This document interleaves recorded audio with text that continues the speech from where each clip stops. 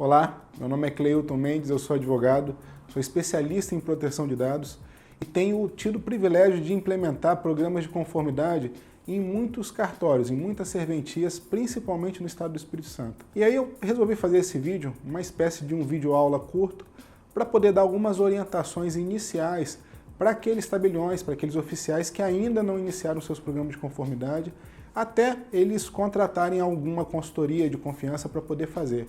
Eu sei que alguns cartórios são pequenos e às vezes não tem a condição de contratar um serviço externo, então eu vou dar algumas dicas aqui, algumas orientações que já vão iniciar, já vão poder te ajudar no cotidiano das rotinas de proteção de dados da sua serventia.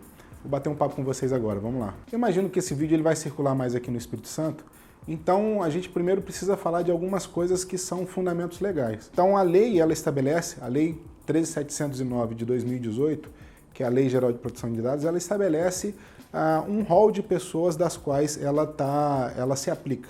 E aí os cartórios estão entre essas pessoas elencadas e dentro do Espírito Santo a gente tem os provimentos da Corregedoria Geral de Justiça, que eu tive o privilégio de ajudar a redigir, que também exige que você faça a implementação além dos provimentos do CNJ. Então a fundamentação legal, existe uma exigência legal e de provimentos tanto da Corregedoria Estadual quanto do Conselho Nacional de Justiça. Então a necessidade ela se dá por uma razão legal. E aí um outro ponto é que toda vez que eu vou conversar com um tabelião, ele me fala, Cleilton, essa lei para mim é um paradoxo, porque a atividade essencial do cartório é a publicidade. E aí vem a lei e me fala em proteger dados, em proteger a privacidade. Como é que eu compatibilizo isso? Eu vou falar para vocês duas coisas. A primeira essa costuma ser realmente uma falha, inclusive dos próprios profissionais da área, que dizem que a lei vem para proteger a privacidade e resguardar a informação. Não é isso.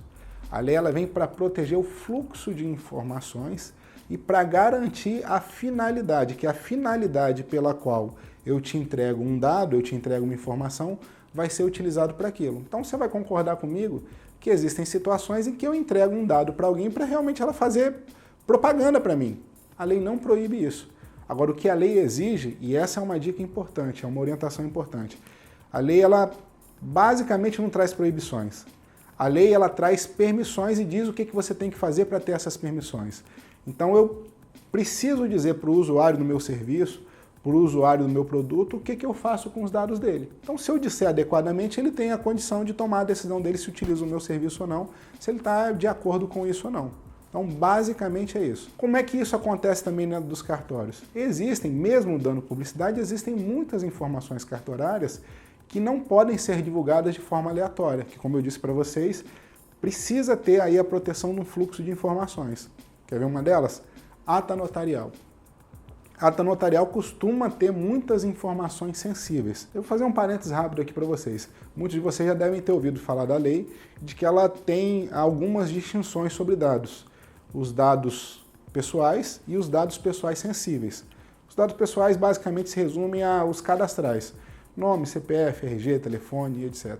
E os sensíveis é para o que passa além disso. Sexo, orientação sexual, dados de saúde, biometria, etc. E você sabe que na ata notarial, muitas vezes a pessoa vai para fazer uma ata notarial com tabelião para poder comprovar uma infidelidade, uma traição, um abuso.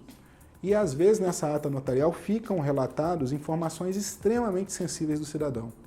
Às vezes vídeo, às vezes foto.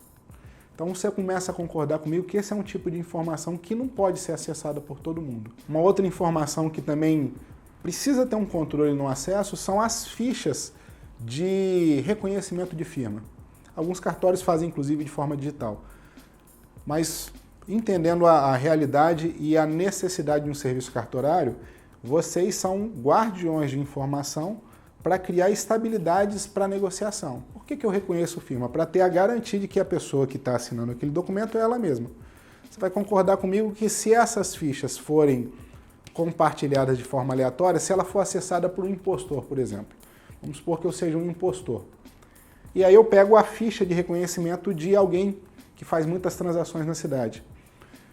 Eu consigo, talvez, reproduzir essa ficha de reconhecimento de firma do cartório, essa assinatura, de tal forma que eu gere uma semelhança tal que um colaborador da sua serventia vai atestar por semelhança esse reconhecimento e um negócio pode acontecer e fraudes acontecerem. Então, você já começa a compreender também essas informações que precisam ser resguardadas e conservadas dentro do seu cartório. Bom, eu estou passando para vocês alguns exemplos de vários que daria para a gente, e aí dependendo do serviço da sua serventia, se ele é de notas, se ele é de registro civil, enfim, dependendo do que for, a gente tem muitas informações, dependendo de se for protesto, tem informações financeiras relevantes que também precisam ser resguardadas. Então, você já começa a compreender e aí eu consigo começar a te convencer de qual tipo de informação é mais relevante, inclusive, para ser protegida dentro do seu cartório. Então, dito isso, na prática, o que você precisa começar a fazer dentro do cartório? Um programa de conformidade, ele exige, aí eu vou trazer para vocês algumas dicas que já vai dar para você começar a se atentar e já iniciar um processo de conformidade dentro da sua serventia. Eu vou ser muito honesto, um programa de conformidade exige que você contrate um advogado? Exige que você contrate um profissional ou você pode fazer você mesmo? Você pode fazer você mesmo, a lei não exige que seja implementado por um profissional. Mas a realidade é que às vezes as pessoas não têm o conhecimento ou o tempo para que sem uma assessoria isso seja feito. Mas eu vou dar algumas dicas para vocês, principalmente se você for um cartório ou uma serventia menor. O que todo programa de conformidade precisa contemplar? Ele precisa contemplar uma coisa que a gente chama de ciclo de tratamento de dados. O que é esse ciclo? É por onde as informações chegam, que tipo de informação que chega,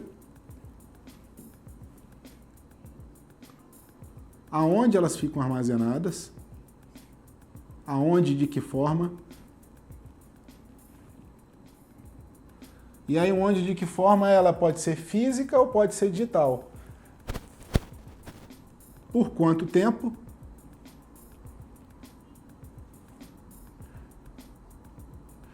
O que acontece? A lei, nesse ponto aqui, para vocês, a lei tem uma peculiaridade.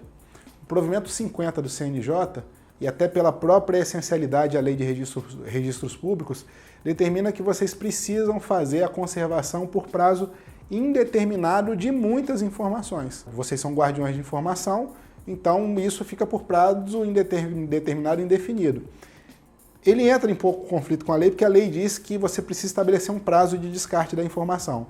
Mas para você esse ponto não vai se adequar. O provimento 50 ele é muito esclarecedor sobre o prazo de armazenagem. A grande maioria das suas informações é por tempo determinado, mas há algumas que precisam ser descartadas. Então eu recomendo a leitura desse provimento para você saber como descartar. Aí a outra é como você descarta. No meio disso, com quem você compartilha. Eu vou falar já para vocês aqui de cada ponto. As rotinas de segurança que você adota.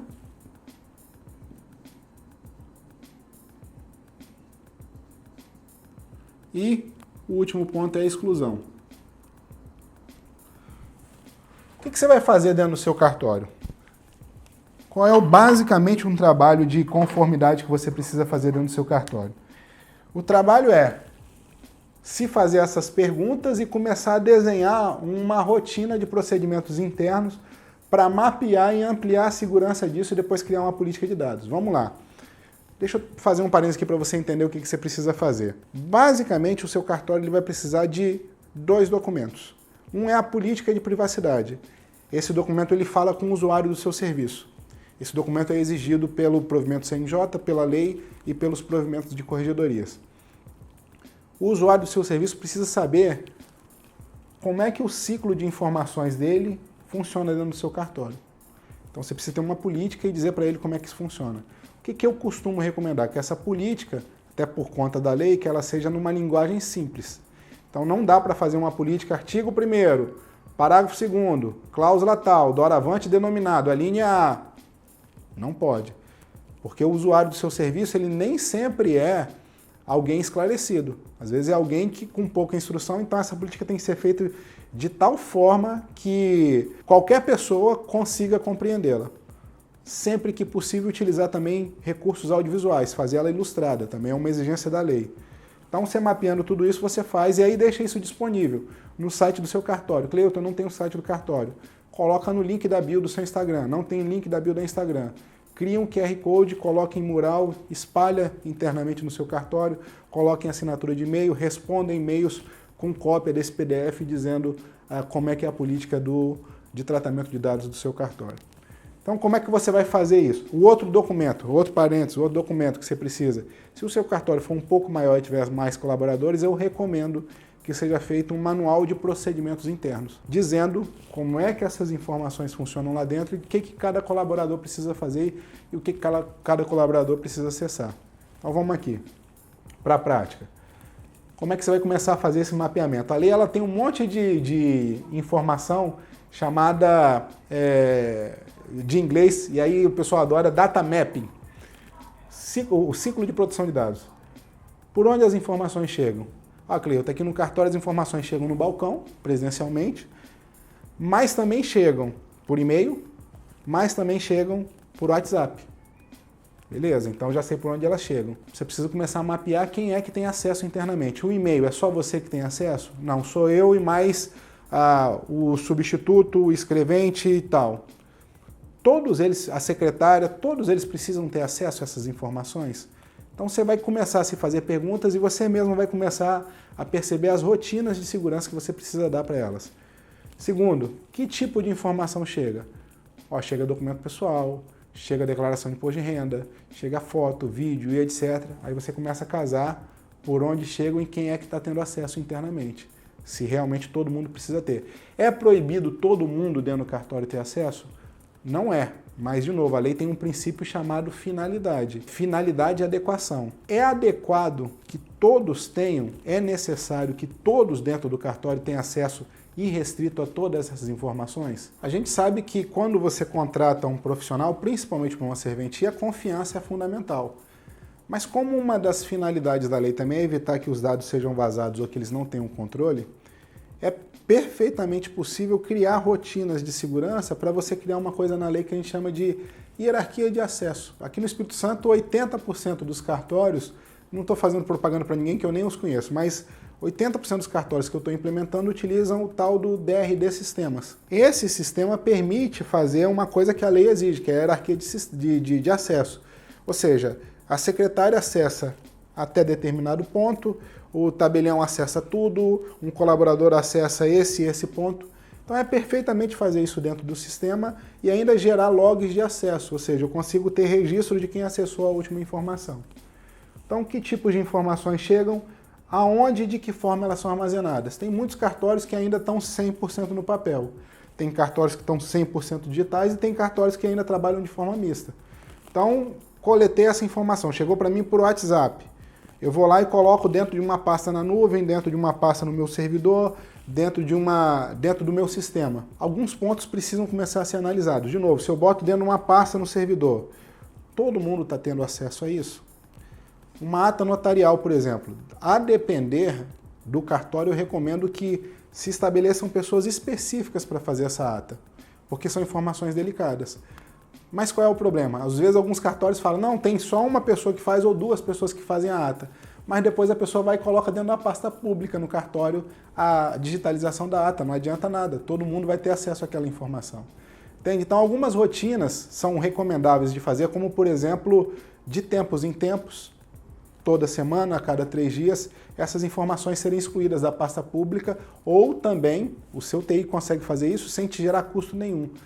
Definir hierarquia de acesso dentro do próprio Windows, dentro do próprio Windows para essas pastas. Entende? Então isso acaba gerando para você uma segurança, uma proteção maior para você e para o usuário do seu serviço.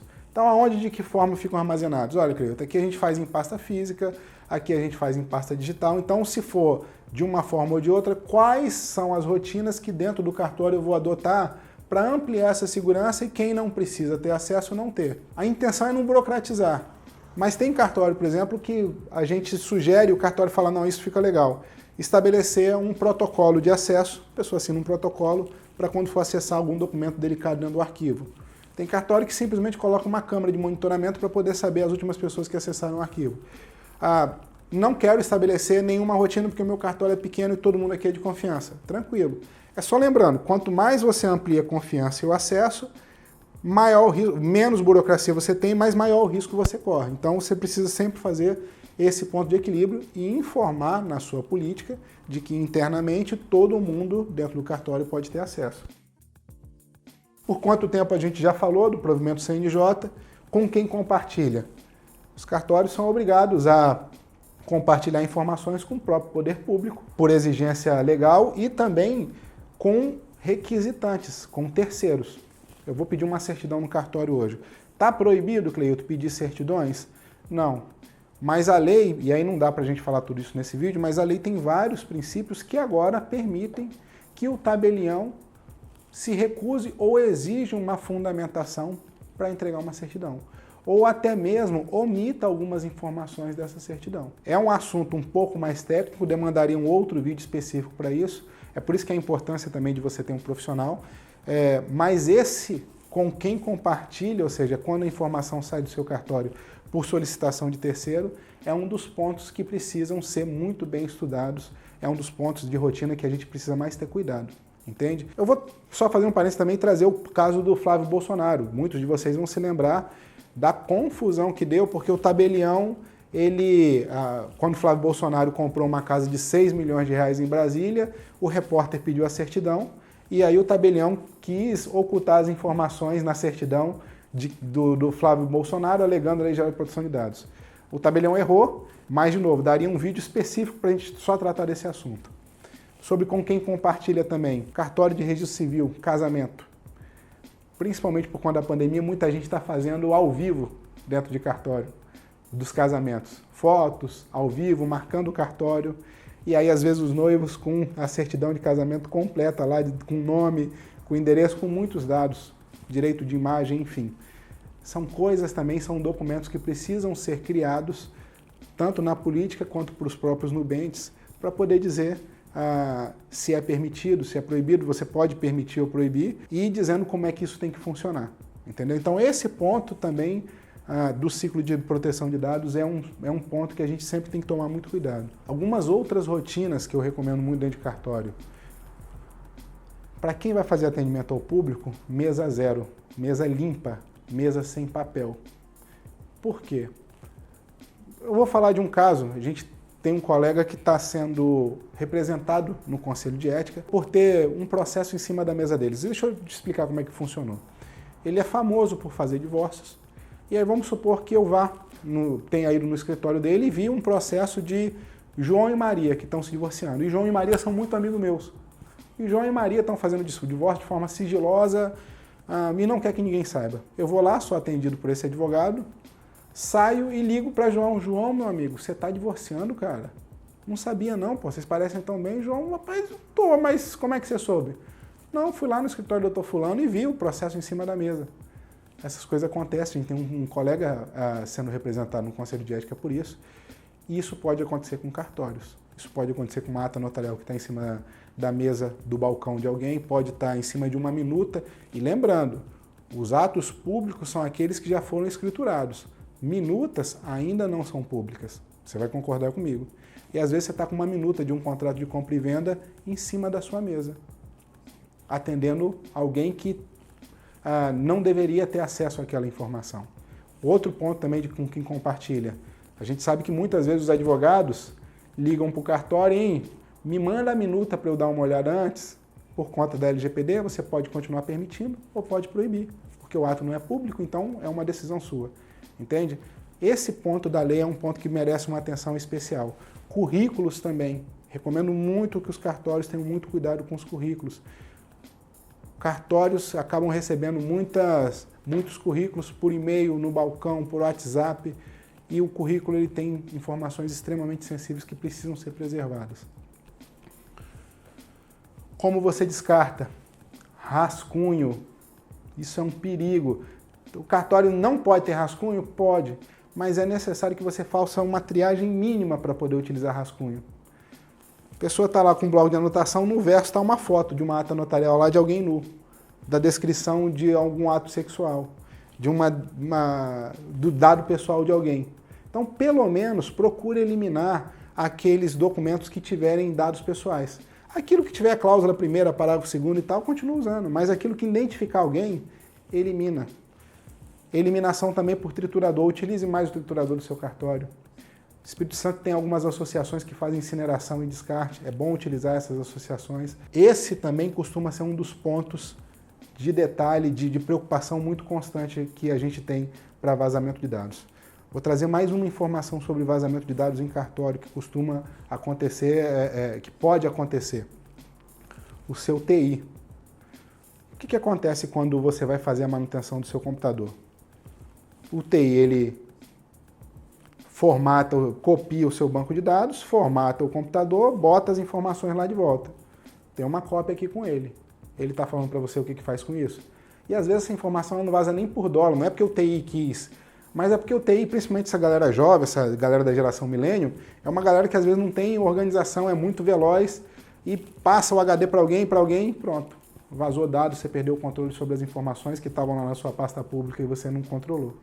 Entende? Então é importante orientar num programa de conformidade, orientar o TI, que seu cartório está num programa de compliance e que algumas rotinas e procedimentos o TI a partir de agora vai precisar adotar para poder te garantir essa proteção que você precisa. É importante ainda que você faça alguns documentos aditivos com algumas empresas que têm acesso a dados pessoais dentro do seu cartório.